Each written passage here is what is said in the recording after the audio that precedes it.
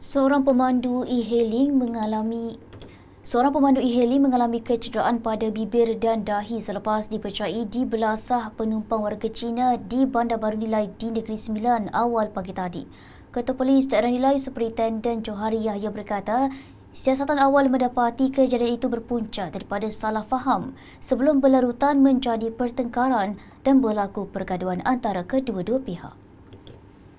Jelas beliau pihaknya menerima laporan mengenai kejadian itu kira-kira jam 3.40 pagi daripada mangsa yang merupakan lelaki tempatan.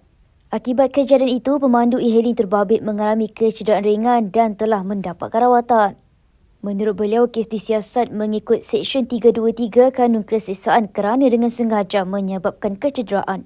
Orang ramai dinasihatkan agar tidak membuat sebarang spekulasi yang boleh mengganggu siasatan serta diminta menyalurkan maklumat berkaitan kejadian kepada pihak polis.